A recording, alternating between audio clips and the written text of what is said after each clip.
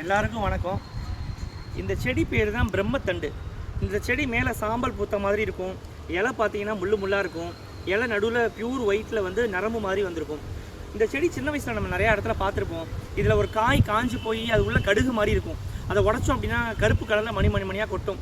இந்த மஞ்சள் நிற பூவோட எதல் அந்த விதை எல்லாத்தையும் எடுத்து சின்ன வயசில் நம்ம கூட்டாஞ்சோறு விளையாடுறதுக்காக பயன்படுத்துவோம். ஸோ இந்த செடியில் அப்போ வந்து நமக்கு தெரியாது எவ்வளோ மருத்துவ குணம் இருக்குன்னு. இங்கே பாருங்கள், இந்த செடியை கொஞ்சோண்டு உடச்சிங்க அப்படின்னா இந்த மாதிரி எல்லோ கலரில் பால் வரும்.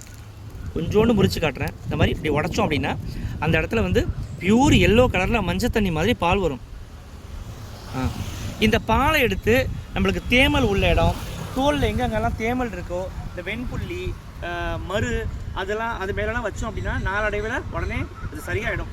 வச்ச அன்னைக்கு மறுநாளே சரியாகாது. மினிமம் ஒரு 5 நாள் 10 நாளாவது தொடர்ந்து நம்ம வைக்கணும். நல்லா அந்த இடத்த பிஃபோர் உப்பு தண்ணியில் க்ளீன் பண்ணிவிட்டு வாஷ் பண்ணிவிட்டு இந்த பால் எடுத்து அது மேலே அப்ளை பண்ணிட்டு வந்தோம்னா நமக்கு ஒரு 2-3 நாளில் நல்ல ரிசல்ட் கிடைக்கும்.